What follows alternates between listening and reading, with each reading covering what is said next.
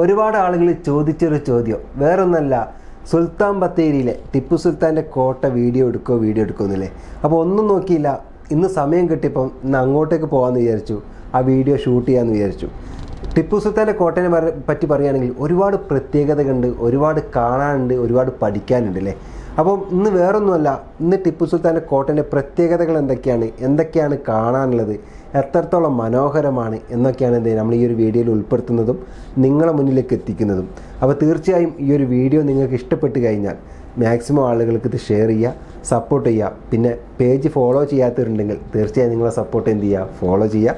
Okay, അപ്പോൾ എന്തായാലും നമുക്ക് കൂടുതൽ വലിച്ചു നീട്ടാതെ നേരെ വീഡിയോയിലേക്ക് പോകാം. ഹലോ, ടിപ്പു സുൽത്താൻ്റെ കോട്ട എന്ന് പറയുമ്പം ഒരുപാട് ചരിത്രങ്ങൾ ഉറങ്ങി നിൽക്കുന്നൊരു സംഭവം തന്നെ അല്ലേ. ഒരുപാട് പേര് കാണാൻ ആഗ്രഹിക്കുന്ന സംഭവം തന്നെയാണ്. എന്തൊക്കെയാണ് സംഭവമെന്ന് അറിയാൻ ഒരുപാട് ആളുകൾക്ക് ആകാംക്ഷകളുണ്ട്. ഇതിനെ പറ്റി പറയുകയാണെങ്കിൽ ഈ ക്ഷേത്രം പൂർണ്ണമായും 100% കരിങ്കല്ലും കൊണ്ട് നിർമ്മിച്ചൊരു സംഭവം തന്നെയാണ്. പിന്നെ പൊതുവെ പറയാറുള്ളത് കേരളത്തിൽ ജൈനന്മാരുടെ സാന്നിധ്യം കുറവാണെന്നാണ്. ഇത് കർണാടകയിൽ നിന്ന് വന്ന ജൈനന്മാരാണ് ഇത് നിർമ്മിച്ചത് എന്ന് പറയുന്നുണ്ട്. പിന്നീട് അത് ഹൈദരാലിയുടെയും ടിപ്പു സുൽത്താൻ്റെയും പടയോട്ടത്തിന് ശേഷം ഈ ക്ഷേത്രം പിടിച്ചെടുക്കുകയും പിന്നീട് അത് അവരുടെ ആയുധപുരയായി സ്വീകരിക്കുകയാണ് ചെയ്തിരുന്നത്. പിന്നെ ഒരു ചരിത്രം പറയാനുള്ളത്, ഇവിടെ ഒരു കിണറുണ്ട്. ഈ കിണറിൻ്റെ ഉള്ളിലൂടെ പോയി കഴിഞ്ഞാൽ മൈസൂർ കോട്ടയിലെത്തും, അഥവാ തുരങ്കമുണ്ട് എന്നതൊക്കെയാണ് പഴയ ആളുകൾ പറയുന്നതും സംഭവങ്ങളൊക്കെ അല്ലേ. എന്തായാലും അതൊന്നും നമുക്കറിയില്ല, ചരിത്രം പറയുന്നതാണ്.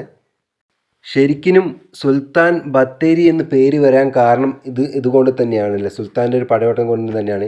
ശരിക്കും ബാറ്ററി എന്നതാണ്, സുൽത്താൻ ബാറ്ററി എന്നത്, അഥവാ ബാറ്ററി എന്ന് വെച്ച് കഴിഞ്ഞാൽ ആയുധപ്പുര എന്നതാണ്. പിന്നീട് നമ്മളത് മലയാളികൾ വിളിച്ച് സുൽത്താൻ ബാറ്ററി സുൽത്താൻ ബത്തേരി ആക്കി മാറ്റിയില്ലേ. ഇതിൻ്റെ ഉള്ളിലേക്ക് കടക്കാനുള്ള പ്രവേശനമില്ല, കാരണം വെച്ചാൽ ഇവിടെ വരെ നമുക്ക് പോരാൻ പറ്റുള്ളൂ. ശരിക്കും ഇതിനുള്ളിൽ കുറേ ചരിത്രങ്ങൾ ഉറങ്ങി നിൽക്കുന്നൊരു സംഭവം കൂടിയാണ് കേട്ടോ. പക്ഷേ ഇതുവർ തുറന്നു തരില്ല, നമുക്ക് പുറത്ത് നിന്ന് മാത്രമേ എന്ത് ചെയ്യാൻ പറ്റുള്ളൂ, ഇത് കാണാൻ പറ്റുള്ളൂ. അപ്പോൾ എന്തായാലും ഇങ്ങനെ ഒരുപാട് ചരിത്രങ്ങൾ ഉറങ്ങി നിൽക്കുന്നൊരു സംഭവം തന്നെയാണ് നമ്മളെ ടിപ്പു സുൽത്താൻ്റെ കോട്ട എന്ന് പറയുന്നത്. അപ്പോൾ വന്ന് കാണേണ്ട ഒരു സ്ഥലം തന്നെയാണ്. പിന്നീട് ഇവിടെ ഒരു ചരിത്രം പറയുന്നത്, ഒരു പാമ്പിൻ്റെ പോലത്തെ ഒരു ചിത്രം വരച്ച് വെച്ചിട്ടുണ്ട്. അതിൻ്റെ പ്രത്യേകത വെച്ചാൽ തല മുതൽ വാല് വരെ അത് എത്തിക്കാൻ കഴിയുകയാണെങ്കിൽ എന്തൊക്കെ ഭാഗ്യം ലഭിക്കും എന്നൊക്കെ പറയാറുണ്ട്.